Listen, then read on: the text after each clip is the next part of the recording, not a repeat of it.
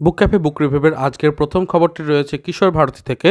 তো কিশোর ভারতীর নতুন যে সংখ্যা সেটা হতে চলেছে ভৌতিক সংখ্যা এবং 10টি গল্প রয়েছে, যেখানে তমগ্ন নস্কর থেকে শুরু করে তনুশ্রী দাস, তারপর অন্বেষা রায় প্রমুখের নাম দেখতে পাচ্ছি।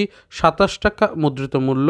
ভূতের গল্পের ওপর তো অবশ্যই আমাদের সকলের ন্যাক থাকে, সেই জায়গা থেকে দেখতেই পাচ্ছি যে ভূতের টপিকটাকে নেওয়া হয়েছে। সমরেশ মজুমদারের অর্জুন সহ 4টি কমিক্স থাকছে এই পর্বে। মাত্র 100 টাকাতে আনন্দের বই পাওয়া যাচ্ছে, দেখতেই পাচ্ছেন। আধুনিক বাংলা ভাষার অভিধান মাত্র 100 টাকায়। শব্দদীপিকা আনন্দ থেকে 100 টাকার বইয়ের বিজ্ঞাপন অনেক দিন পরে এলো। আগে তো 100 টাকায় ক্রাউন সাইজের অনেক বই পাওয়া যেত, সব দাম বেড়ে গিয়ে 200-250তে গিয়ে ঠেকেছে। এবং ক্রাউন সাইজের বইগুলো আগে 100 টাকাতে নিতে আমারও খুব ভালো লাগতো, তারপর ছাড়ও পাওয়া যেত 20% এবং গল্পগুলোকে পড়তেও ভালো লাগতো। ছোট ছোট বই দেখতে কিউট সাইজের, কিন্তু এখন সেই দাম কিন্তু অনেকটাই বেশি হচ্ছে। তো অনেক দিন পর 100 টাকার একটি বইয়ের বিজ্ঞাপন দেখতে পেলাম। সানন্দার নতুন সংখ্যাটি খুব আকর্ষণীয় বলে মনে হচ্ছে, আপনারা নিতে পারেন। প্রকাশিত হয়ে যাচ্ছে খুব শীঘ্রই। দেখতেই পাচ্ছেন রায়বাড়ির নবনীরা, অর্থাৎ আমরা সত্যজিৎ রায়ের কথা জানি, তো ওনার যে পরিবার রায় পরিবার, সেখানে সুকলতা রাও থেকে শুরু করে দেখতে পাচ্ছি পূর্ণলতা চক্রবর্তী, ওনাদের সম্পর্কে আলোচনা। অবশ্যই ভালো একটা টপিক, আপনারা এই সংখ্যাটিকে নিতে পারেন। এছাড়াও অন্যান্য অফবিট টপিক, ট্রেন্ডিং টপিক, রসনা বিলাস ইত্যাদি নিয়ে তো থাকেই। পরের আপডেটটা রয়েছে ভৌতিক গল্প নিয়ে। তোমরা যারা ভৌতিক গল্প পছন্দ করো তাদের জন্য বেঙ্গল ট্রয়কা পাবলিকেশনের 3টি বই রয়েছে। বই 3টিকে দেখানোর অর্থ আরও, কারণ বই 3টিতে 25% ছাড় দেওয়া হচ্ছে ওয়েবসাইট থেকে কিনলে। তো অবশ্যই এই 3টি বইয়ের জন্য তোমরা দেখতে পারো, এবং বেঙ্গল ট্রয়কার অন্যান্য বইগুলো কিন্তু ওয়েবসাইটে দেখতে পাবে, ওখান থেকে ভালো লাগলে কিছু নিয়ে নিতে পারো। দ্বীপ প্রকাশনের নতুন বইয়ের আপডেট চলে এসেছে। যে সমস্ত নতুন বই প্রকাশিত হয়েছে সেটাকে একটা জায়গায় এখানে করা হয়েছে। এটা একটা খুব ভালো চার্ট, তোমাদের কাজে লাগবে। সায়কামানের হাওয়ার রাত থেকে শুরু করে আবৃত্তির নোটবুক নামে ব্রততী বন্দ্যোপাধ্যায়ের নতুন বইটা, এমনকি ডাকাতের ওপরেও যে বইটা বেরিয়েছে সেটা নিয়েও এখানে উল্লেখ রয়েছে। তো সব মিলিয়ে আমার মনে হয় যে এই চার্টটাকে তোমরা স্ক্রিনশট রেখে আপনারা অবশ্যই দ্বীপ প্রকাশন থেকে কিছু বই সংগ্রহ করে নিতে পারেন। দামটা উল্লেখ রয়েছে, যেটা পাঠককে একটা বিশেষ সুবিধা দেবে, এবং ওনারা তো 25-30% ছাড় দেনই। আর যদি এই সময় না কিনতে ইচ্ছে হয়, আমি বলবো আরও কিছুদিন থেমে যেতে, কারণ নববর্ষের সময় একটা বইমেলা কলেজ স্ট্রিটে হয় নতুন বছর উপলক্ষে, সেই সময় কিন্তু একটা ছাড়ের হিড়িক পড়ে।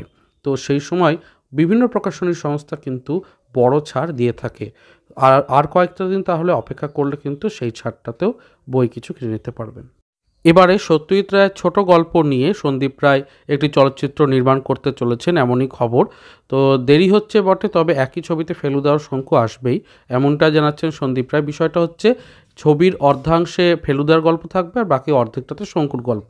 এই প্রজেক্টটা আসবে কয়েকদিন পরে, মানে হয়তো কয়েক বছর পরে, বা 2026 বা 27-এ।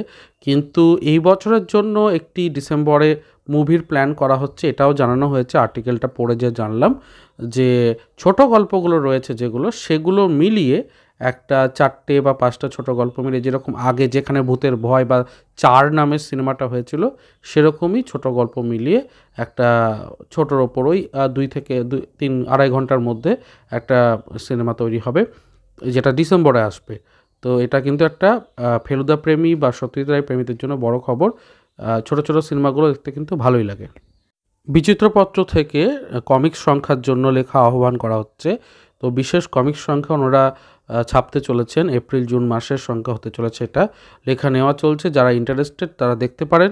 আগামী 16ই মার্চের জন্য আপনারা লেখা, সেটা স্বদেশি বা বিদেশি যে কোনো কমিক্সের উপরে 1,500 শব্দের মধ্যে প্রবন্ধ রূপে পাঠাতে পারবেন। এছাড়াও অন্যান্য নিয়ম এখানে রয়েছে, এগুলোকে একটু দেখে নিতে পারেন। যারা কমিক্স প্রেমী তাদের জন্য অবশ্যই ভালো। আর লেখা যদি নাও বা পাঠান, এপ্রিল-জুন মাসে এই সংখ্যাটি প্রকাশ হলে কালেক্ট করতে পারেন, কারণ ভীষণই আকর্ষণীয় একটা সংখ্যা। মাত্র আর 2 দিন, তারপরেই মিত্র ঘোষ থেকে 30% ছাড়ে নতুন বইগুলো আপনারা পেয়ে যাচ্ছেন। এবং শুধুমাত্র তাই নয়, যেগুলো পুরনো বই সেগুলোতে 25% ছাড়, মানে বাকি সমস্ত বইগুলোতে 25% ছাড় থাকছে। তো এটা একটা বড় বিষয়, এবং এটার ওপর কিন্তু আমি একটা ডেডিকেটেড ভিডিও করে দিয়েছি। নতুন বইগুলো কীরকম টপিক রয়েছে, কত দাম, ছাড় দিয়ে কত দাম হচ্ছে, সেটার লিঙ্ক আমি নিচে ডেসক্রিপশন বক্সে দিয়ে দিচ্ছি, ওটাকে দেখে নিতে পারেন, আশা রাখছি ওখান থেকে জানতে পারবেন। আর আমি সরাসরি ওনাদেরকে হোয়াটসঅ্যাপ করেছিলাম, জানতে চেয়েছিলাম অফারটা কি অনলাইনে না অফলাইনে। ওনারা বললেন অনলাইন অফলাইন দুদিক থেকেই হবে, অর্থাৎ হোয়াটসঅ্যাপ নম্বরে যোগাযোগ করে আপনি যদি বলেন যে এই 5টি বই আমার নিতে ইচ্ছুক, তাহলে কিন্তু ওনারা পাঠিয়ে দেবেন। অবশ্যই পোস্টাল চার্জটা আপনাকে ক্যারি করতে হবে, কিন্তু এই সুযোগটা মিত্র ঘোষ থেকে দিচ্ছে। আর মিত্র ঘোষ থেকে জেনারেলি এত বড় ছাড় চট করে দেয় না, 30% বা 25% ছাড় এটা দিচ্ছে, কারণ ওনাদের যে 90 বছর পূর্তি হচ্ছে পাবলিশার্সের, সেই জন্য মিত্র ঘোষ থেকে ছাড় খুব কমই থাকে 30%। তাই এই সুযোগটাকে আমার মনে হয় ব্যবহার করে বেশ কিছু বই কিনে নিলে খুবই ভালো হবে। ডিটেকটিভ গল্প পড়তে পছন্দ করেন বা ফাদার ব্রাউনের গল্পগুলো পড়তে পছন্দ করেন, জিকে চেস্টারটনের, তো আমার বলবো যে দীপ্তজিৎ মিশ্রের অনুবাদে অর্ণমন থেকে বিভিন্ন যে বইগুলো এসেছে সবকটা সূচিপত্র এখানে ওনারা প্রকাশ করেছেন। এটা খুবই সুবিধাজনক। তো এখান থেকে সূচিপত্র দেখে আপনারা একে একে পার্টগুলোকে কিনতে পারেন, বা যে পার্টটা আপনার মনে হয় পড়ার ইচ্ছা রয়েছে দেখতে পারেন।